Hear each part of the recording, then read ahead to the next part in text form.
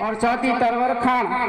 चौथी तरवर खान ये झाड़ वनस्पति है, ये मनुष्य के उपयोग में आती है, जानवरों के उपयोग में आती है। इसलिए अनूप स्वामी जी महाराज ने जगत हितकारिणी में कहा है कि दरखत भी एक जिंदा जीव है और ये भी बड़ा सती है और धूप में खड़ा रहता है और अपने को छाव देता है। चौथी तरवर खान पांचवी गौ माता जो गाय है वो दूध दही घी साग यहाँ तक वो मर जाती है फिर भी वो अपनी चमड़ी अर्पण करके जाती है और हम लोग उसके पट्टे मोजड़ी वगैरह सब बना के पहनते हैं। गौ जगत को देते है दूध दही घी सास और जगत को पालती और पोते खावे घास जाको मारन जावे और पाप वदिया भरपूर सुख वो कैसे पावे। कैसोनी हरिशन पाप से होवे नाश, तो पाप से तो नाश ही होने वाला है, उससे भला होता नहीं है। भला किए से भी भला नहीं होता तो पाप किए से कैसे भला हो सकता है। पांचवी गौ माता सती भैंसम वेश, जो भैंस है ये भी माता है, तो दूध पिलाती है और उसके दूध का दही घी मक्खन और मेवा मिठाई मिष्ठान सब बनता है और वो अपन लोग खाते हैं। तो इनकी सेवा करनी चाहिए, इनका गुण नहीं भूलना चाहिए। ये अपने बाप जी हरसन जी महाराज ने और अनूप स्वामी जी महाराज ने बताया है। लेकिन आज गाय कत्ल खाने में कट रही है, पशु पक्षी सब कत्ल खाना में कट रहे हैं और कहाँ है जीवड़े, सब मार मार के खा गए, सब कटिंग कर करके खा गए। इसलिए कहाँ हमको दूध दही घी सास मिलता भी नहीं है, सब डुप्लीकेट ही डुप्लीकेट चल रहा है। और जब ऐसा हम धन को नहीं बचाएंगे तो हम कैसे जी पाएंगे, हमारी औलाद कैसे जी पाएंगे, क्योंकि हमारा मूल धन ही ये पशु है। सटी भैंसम वे सातमो अंजी दाता कैसोनी हरिचंद आठवां हस्ती बांग, जो आती है वो अपनी औलाद को पीठ पे बिठाता है, वो उनकी औलाद को पीठ पे नहीं बैठाता है। और उनके दांत वगैरह जो भी होते हैं तो उनके कई आइटम बनते हैं, तो वो भी अपनी औलाद के लिए बनती है, उनके तो कुछ लेना देना भी नहीं, लेकिन उनके ऊपर भी अत्याचार हो रहा है। आठवां हस्ती बाण नम्मी घोड़ी जानी है, जो नम्मी है घोड़ी है वो भी अपनी औलाद को पीठ पे बैठाती है, राजा महाराजाओं को बैठाते हैं, युद्ध में विजय दिलाते हैं, तो वो भी अपनी औलाद के लिए काम आता है, वो अपनी औलाद को पीठ पे नहीं बैठाते हैं। नम्मी घोड़ी जानी है। दसवीं अज्जिया माई जो बकरी है उसके दूध उसकी खाल मींगनी वगैरह सब उत्पन्न आती है और उसके बीच से बकरा बकरी होते हैं, तो वो भी औलाद बढ़ती है, तो अपने को दूध दही घी सा सब आनंद मंगल होता है। लेकिन उसी की औलाद को जाके कत्ल खानों में काटते हैं और उनका भोजन बना के चबा चबा के ये बनियों के पाप से लोग खा रहे हैं, तो उनको बचाना हमारा प्रथम धर्म है और ये संसार का धर्म है।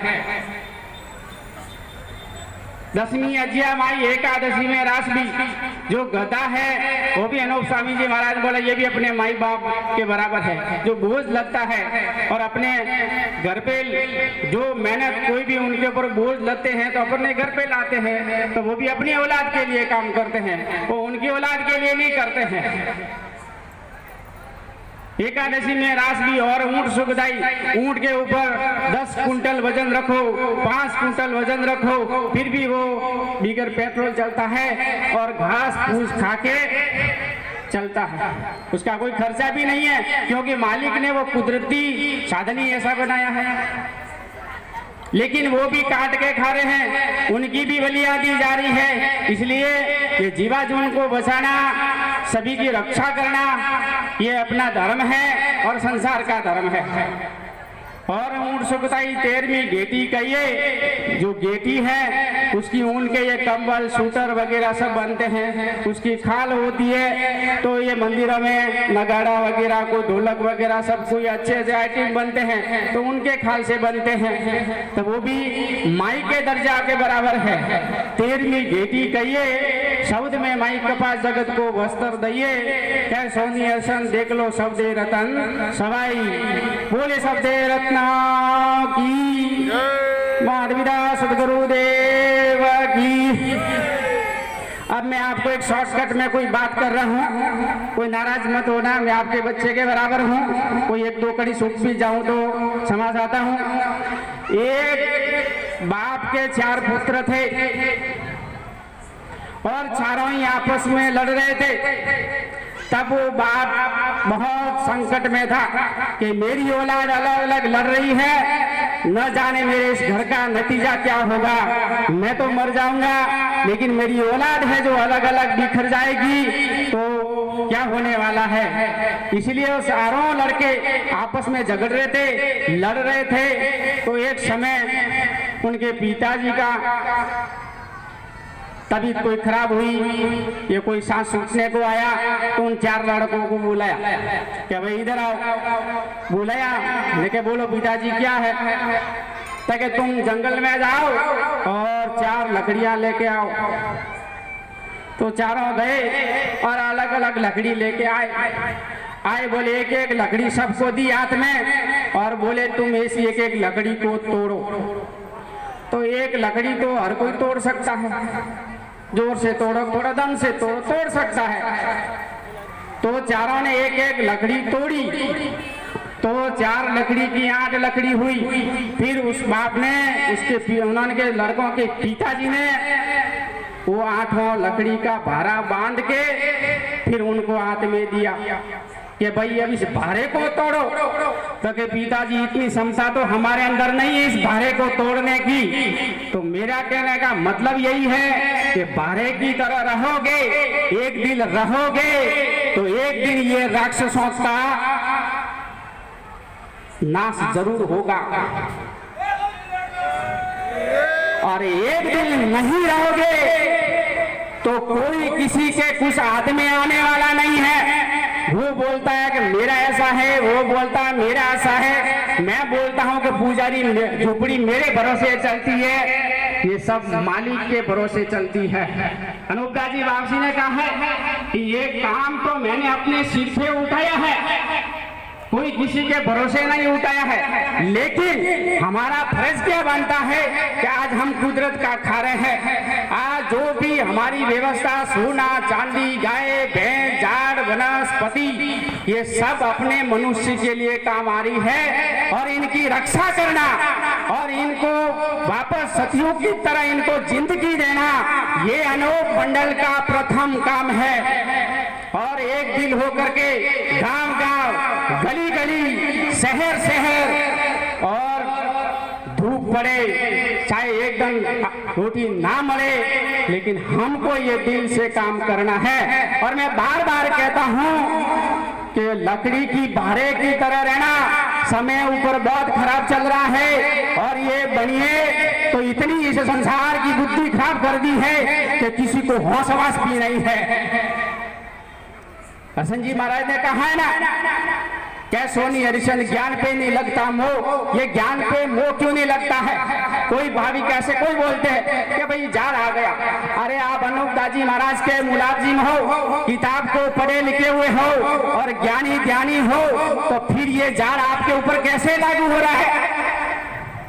क्यों कि भजन री पारक यूं करिए दर से भीतर मोई बार, एक एक में दम का पसारा। जो भजन पास में होगा तो राक्षसों से लड़ने की तुम्हारी ताकत 100% रहेगी। और आपके पास जो भजन नहीं होगा तो चाहे ऊपर से नीचे पड़ो। जो बाप जी ने कहा है कि नेकी का छोड़ना अच्छा नहीं है, ये अनूपदा जी महाराज ने कहा है, नेकी धर्म धनी कर जानो और राखो मन विश्वासा। धनी के ऊपर विश्वास रखो, मालिक का अपना सिर अर्पण कर दो कि हे मालिक, हे कुदरत, ऐसा रूप धारण करो हमारे को हनुमान जी जैसी शक्ति, अंजन जैसी शक्ति और महाबली राजा महाराजा जैसी शक्ति हमारे अंदर भर दे, तो हम इस पाप को मिटाने के लिए तत्पर हो जाए। और पाप नहीं मिटेंगे तो सब हम खाना भी खाते हैं, ये भी हराम के बराबर है। अनूपदा जी महाराज ने ये कहा है कि अगले लोग खाना पीना भी हराम जान के इस पाप को छुड़ाने की पहले मदद करते थे। तो मेरा कहने का मतलब ये है कि समय, जादू, ये पाप ये इतना बढ़ गया है और बढ़ता ही जा रहा है। मैं आपको अनुपदास जी महाराज की ओर से और सभी भाविकों को तहे दिल से कहता हूँ कि अपन लोग एक हैं और एक रहेंगे। और संसार में तो कितनी संस्थाएं हैं, उन सबको जोड़नी होगी। अगर जो एक कोई भी आदमी अगर जो कत्ल खाना में बकरा काटता है या कोई जीव जंतु को काटता है तो आपको उसको भी जाके एक बार तो समझाना पड़ेगा, क्योंकि वो आदमी अपना है, वो बनियों से जादू बुद्धि भ्रष्ट करके वो जीव काट रहा है, वो अपने मुताबिक नहीं काट रहा है। तो बाबी ने कहा कि हिंदुस्तान को तो बनियों ने पागलों के मुआफिक कर दिया है, अब इससे तो ज्यादा आपको क्या कहें। तो जहां जहां गांव गांव शहर से गली गली ढाणी ढाणी जाके ये हमको काम करना होगा और एक रहना होगा और एक रहेंगे। और अनूप मंडल एक ही है और एक ही रहेगा।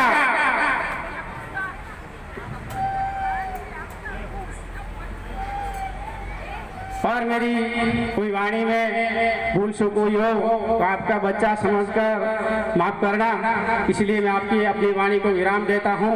बोले नगलांग देव की जय हो।